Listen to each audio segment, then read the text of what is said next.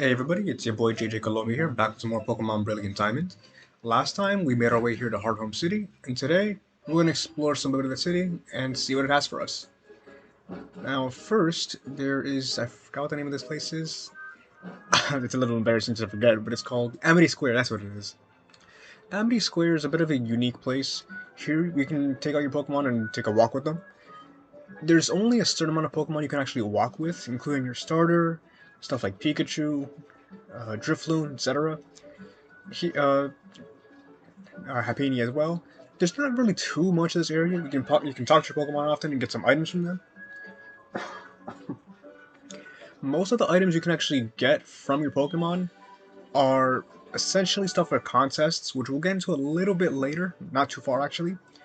There's a team for Attract. Attract is a move that can infatuate your opponent and make them less likely to attack. And wow, they've really changed this area from the originals.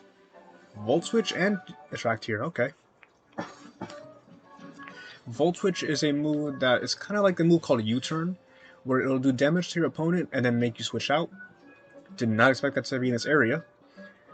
But yeah, there's not really too much to the Amity Square in this game, from what I can remember. Just two more items here. In Platinum, these little houses here acted as teleporters. I don't know if they still do that now, but we'll see. Here's a spooky plate. All the plates in this game that you find in the overworld have text on them that give you some good lore for the area. Excuse me. And does not like these teleporters anymore. But yeah, as I was saying, in Platinum, these act as teleporters so you can reach different areas. In Diamond and Pearl, they were a little bit different. Excuse me. They just simply acted as decorations like how they are now. There's the Amulet Coin, which is a really good item that doubles the amount of money you earn for each battle. I highly recommend picking that up, especially if you want to get some good money later on in the game for grinding. But from the looks of it, there's not too much in this area anymore. I think these two houses up here are just for decoration. But yeah, it looks like they actually toned down this place from the original games.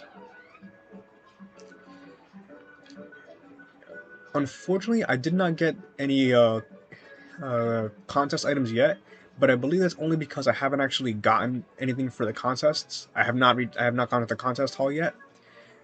But for now, because that's everything in this area that I was actually interested in getting, I think that's enough for the Amity Meadow for now.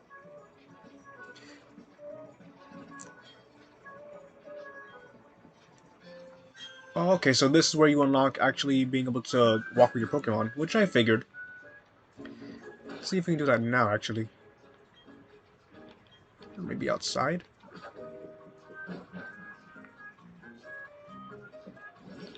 Oh, yep, there it is. There's my Monferno. So yeah, now with this unlocked, we can take any Pokemon and walk with them to the overworld. This is a new thing only available in this game, and the option is right there. Walk together. You may also notice I have an Elekid in my party. That is not a Pokemon I'm going to be using for my playthrough. That's going to be for a friend of mine, for Gozo Buriku, who's actually in the earlier episodes. That's for him. I'm actually going to raise that for him so he can get one, so he can get an Electivire. But for now, here's a unique person. Fantine, I'm the Hearthome Gym Leader.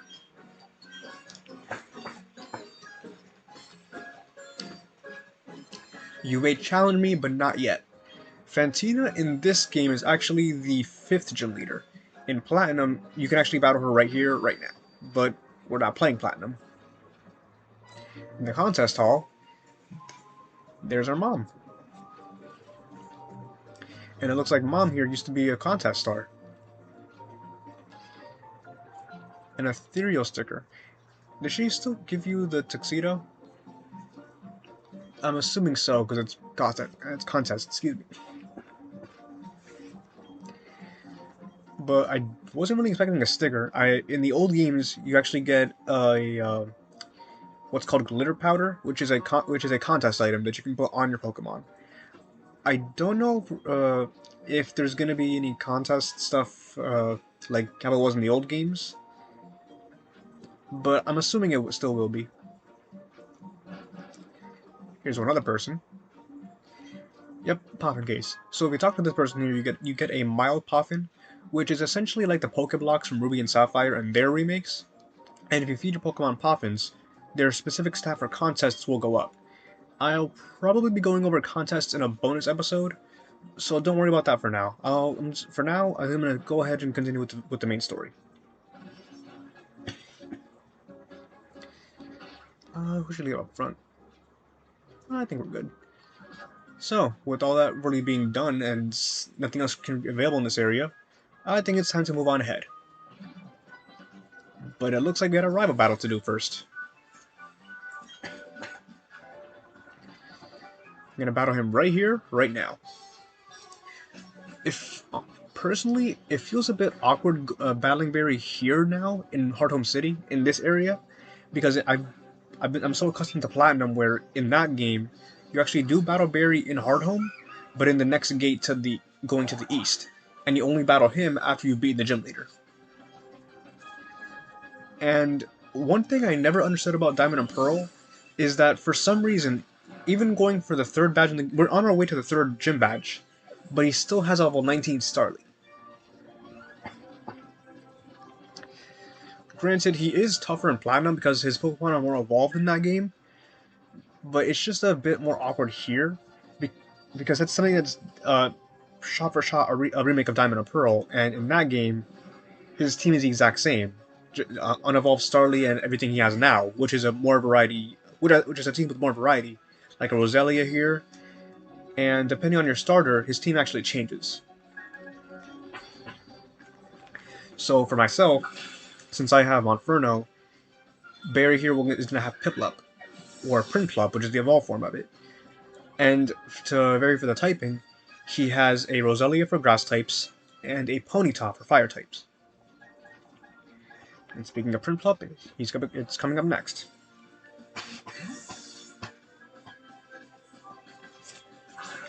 If you chose a different starter, like Turtwig for example, he will have Monferno and Buizel. And if you chose Prinplup or Piplup, he'll have Ponyta and Roselia.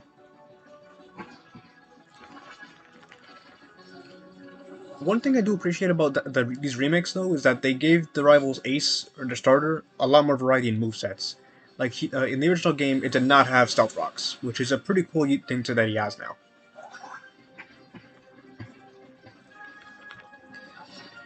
Now, even though Absorb is not really a good move for Roselia this late in the game with this level, because it evolved rather late, I can't really give it any better moves. I can give her Bullet Seed, but it's not really a good move for her stats. Thankfully, though, because we're getting to the third gym, we actually do have access to the next city after that, which has a fourth gym, and to the same level as well. And in that city, you can actually reteach moves to Pokemon that I might have missed a move. So thankfully, we have access to that coming up. Next up is Ponyta, so Seafoam.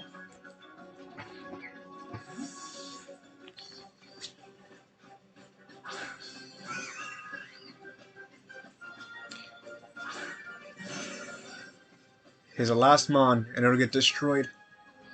But yeah, with Stealth Rocks, it actually is interesting because even though for Manaphy here it doesn't do much damage, it can do a bit more if I sent out something like Kricketune or Murkrow.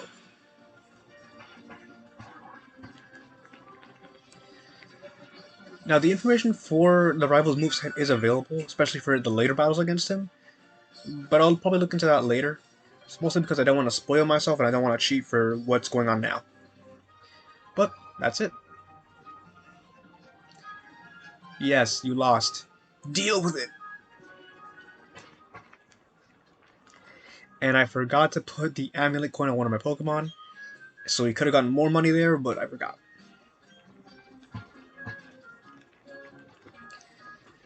He says we'll be blown away the next time we battle him. It's actually not too much further away the next time you battle him. Spoiler alert, but if you played this game or the original versions, you know when you battle him next. Now, I did say a few times before that I'm trying to use more potions instead of relying to the Pokemon Center, but we're already rather close to it, so I don't think there's really much of a point. Just gonna put the amulet on one of my team members now.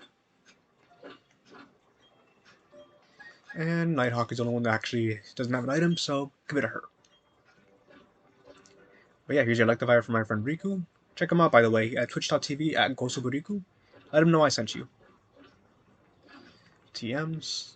Let me just sort these. And I think we're all set.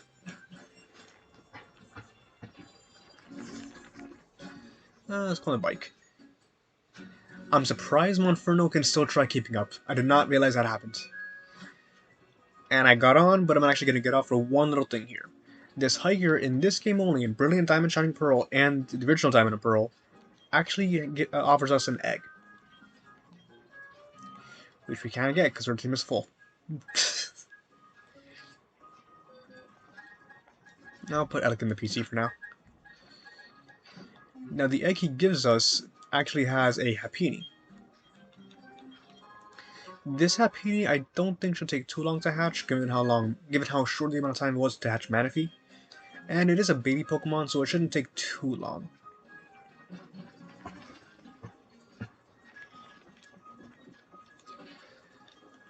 Let's take team one more time. I think I'm happy with what's in the front right now. And here we are, Route 209. Now as soon as you go onto this route, this fisherman here will actually offer us a Good Rod. The Good Rod is a lot better than the Old Rod, as it has a lot more Pokemon to catch than just Magikarp.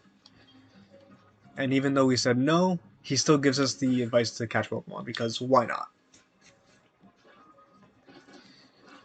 I'm going to deregister this item, the Old Rod here, and put on the Good Rod. I won't show off the Good Rod just yet. Don't think there's really a need to since I've already showed off fishing. But you can get a lot more variety like Goldeen, Finneon, and other Pokemon like that actually can do better than Magikarp. At this point, if you actually did catch a Magikarp, it should be a Gyarados, which is a lot better than most of the stuff you can get with the Good Rod. But hey, the option's always there if you want it.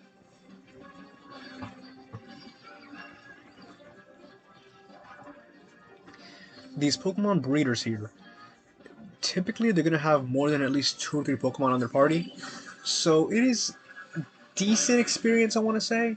However, the Pokemon they usually have are baby Pokemon, which don't give too much experience. But then again, any bit helps. Although at this point, this Bonsai really should be a Sudowoodo. But nonetheless, they all fall to Manaphy. I keep bringing up Platinum, but in those games as well, I think they have a team. I think the Breeders have a team of 4 because in that game, Eevee is actually in the regional Pokédex, and because of that, all these breeders actually use an Eevee. So they actually do have some good experience. First time seeing a Pichu here. Pichu we won't have access to for a little while longer, but for the main story, it's actually pretty decent because Pichu themselves, not Pikachu, just Pichu, learn the move Nasty Plot, which raises special attack by 2 stages, so it can be really dangerous if it can get set up. Unfortunately for Pichu in this game, because of the level you catch it, it doesn't have Thunder Shock anymore, so it can't really attack. At least in the old games. In this game, I don't know if they changed its moveset around, or if they gave it more attacking moves, but I used a Pichu in Platinum, and back then it couldn't attack while it was unevolved. So it was a bit risky to use, but I would say it was well worth it in the end. So if you want something a little bit more on the unique side, you can give Pichu a try. I recommend it.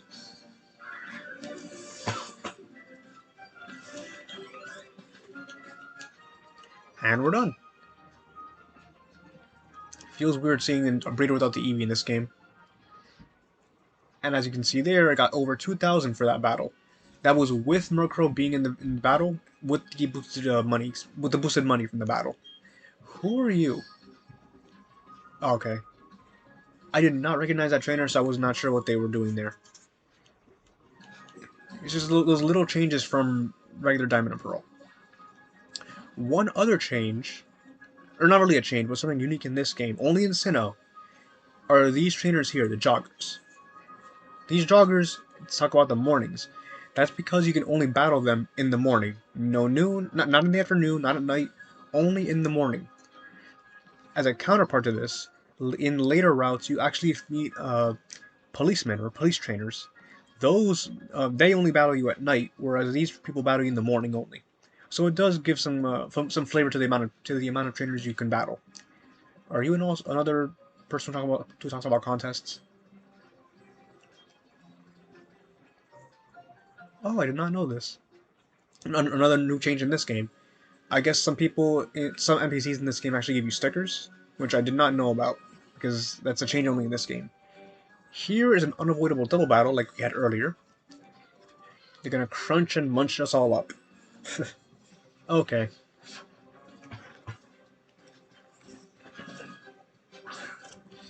Onsai and Mine Jr. These twins always have Pokemon that are like counterparts to each other or alike in some way. It's cute, I guess. But typically they're not really strong. This Bonsai is gonna live though because it actually has sturdy, I can tell. Calling it now, am I right? I'm wrong. Huh. Pleasantly surprised.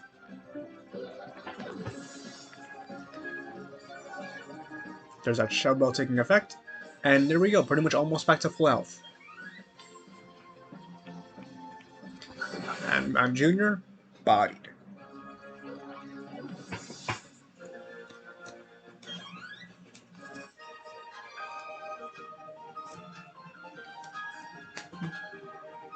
And now they crying. I made 2 children cry. What have I done? That's actually kind of funny now. As you can see, there's a little Pikachu cosplayer right there. They made no effort to make them look like an actual Pikachu. Because in the old games, it actually did look like one. They used the Pikachu sprite for the trainer sprite. And as you can probably tell by their appearance...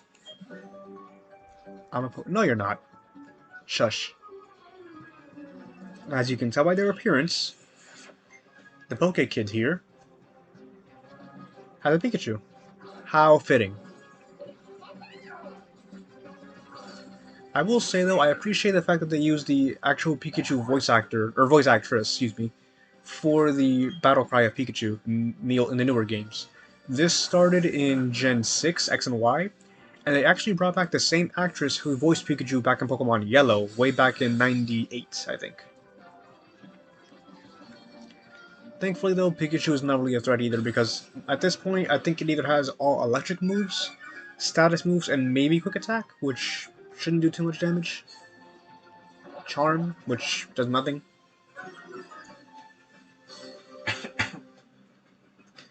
So yeah, even with Absorb, Roselia can still put in work. Doesn't do too much damage, but hey, nothing can really stand in her way at this point. Now just wait until she gets better moves.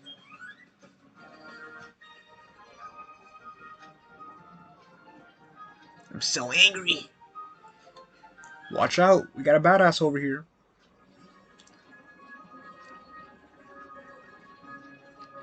Same deal with the Jogger here, only battles you in the morning. Right on top of... Okay, no, don't believe you. Liar. You're lying. He's a big fat phony. I'm not funny. Whoa, whoa, whoa. Was that like a little... What was that face she made? Was that a little glint in her eye with a cat mouth? I gotta go check that back. That looked funny. Not a good matchup here, but easy switch.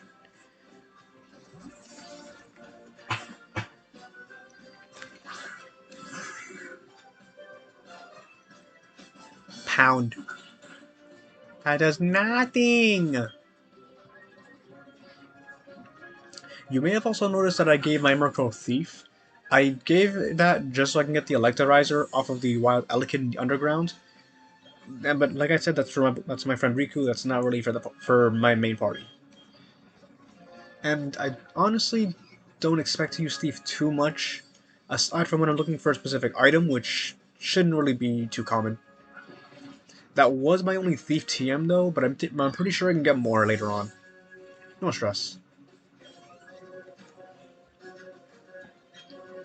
And a Badoo.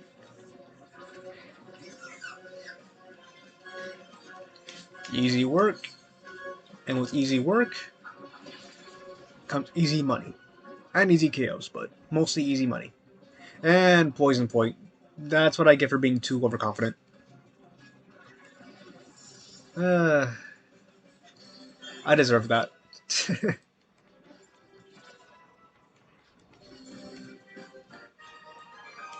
But still, easy money. 2,000 exactly.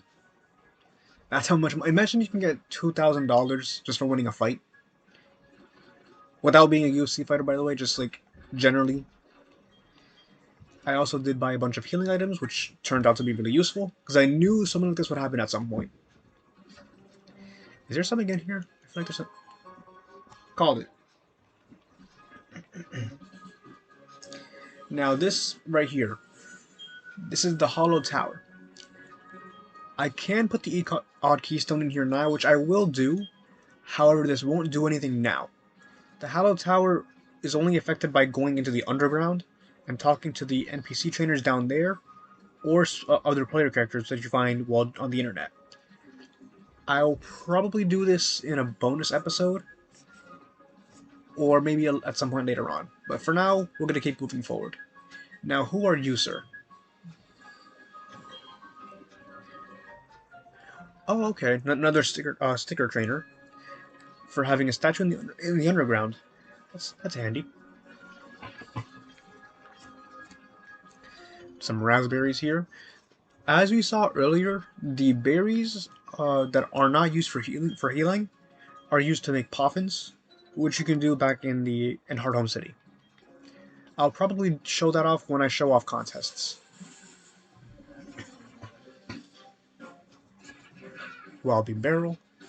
The wild Pokemon here are a little bit tougher than they were in the earlier routes, so if you want to grind a little bit more, you have a chance here.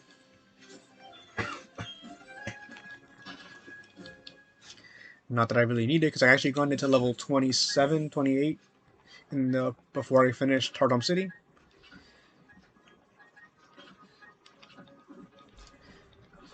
Now, who are you? Top of the Lost Tower. I did not mean to use the rod, but okay. The Lost Tower is something we'll show off a little bit later. Whoa. Okay, cool. That is something really handy. In the old games, you had to maneuver your way up to actually go up those little mudslides there. Here, thankfully, because excuse me, I'm pretty sure they realized that these mudslides would be a little bit tougher to actually go around in the faster gear, so they made it automatic, which is a really nice change. Huh? Now I know why Barry didn't evolve his Starly. Yeah, I keep saying this, in Platinum, the Starly are already evolved in the wild, so you would be running into Wild Staravia at this point.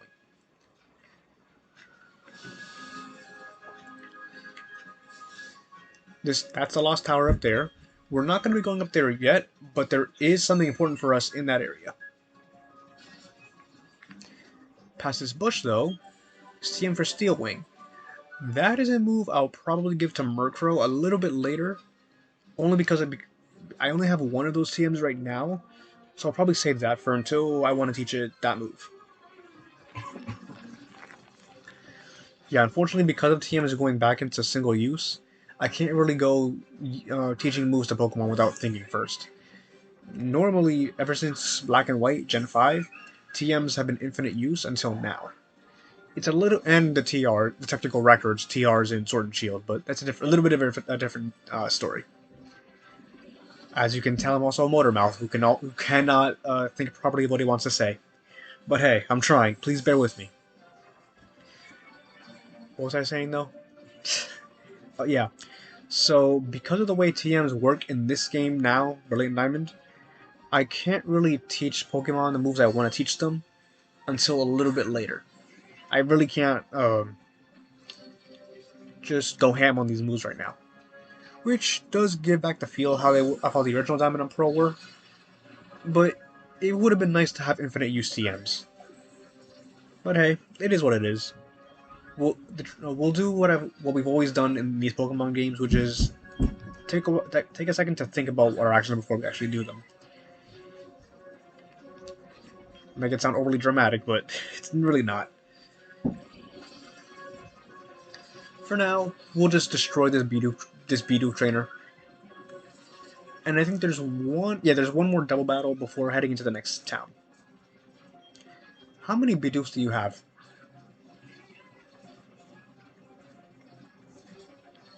This girl has 5 Bidoofs. Why? Well, to be fair, if you could have multiple gods, you would. Let's face it, Bidoof is a god. It has been since its inception. Ugh, I cannot talk at all. But thankfully, this is the last of the Bidoofs. Be gone! Be gone, Bidoof! Maybe that should be today's episode. Be gone, Bidoof. Probably won't be, but eh.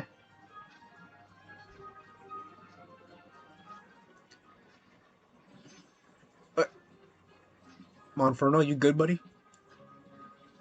You good.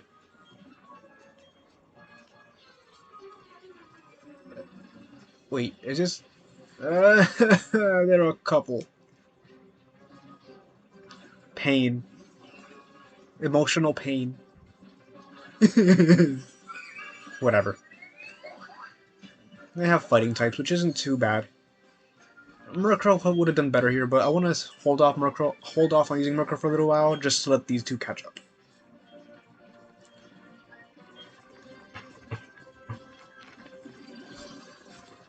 I actually did look ahead to see when I can catch the next Pokemon I want to use on my team, and it's not too far away. It is still a little while before we can actually get them, but it is getting to that point. And because of that, unfortunately our friend Maestro here will not be lasting on the team too much longer.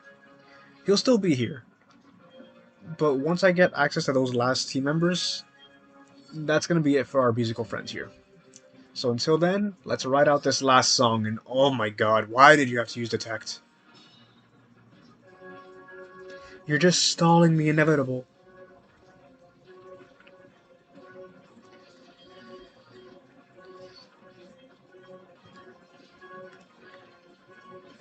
Well, while this battle does go on, though, there's one thing I wanted to actually talk about that's kind of funny. Apparently, in the original build of this game, version 1.0.0, which is the version that this game came with before any updates, the HP bars were insanely fast for whatever reason, and they would, like, any health items that would be used in battle, like berries, they would affect the health bar immediately, which is kind of funny to watch. And we got 5 grand for that battle without the amulet coin. Jeez. A bit more berries here. Persian berries might actually be your saving grace. I will probably never equip them put them on my Pokemon, but I'll try to use them whenever I can. What they do is that they cure confusion, which is one of the most annoying status inflictions. It can wear off on its own. You can snap out of it, but it's a chance that some people might not be willing to risk. So if you equip the Persian Berry, you'll automatically be healed and not have to deal with it. Which is, as I said, very useful. But it's been about a half hour already. We explored the rest of Hearthome City, battled our rival, and made our way here to Zalacion Town. And talked a little bit about the upcoming areas of this game and so on. So for now, I think I'm gonna call it a day for today's episode, and I'll see you guys in the next one. Peace.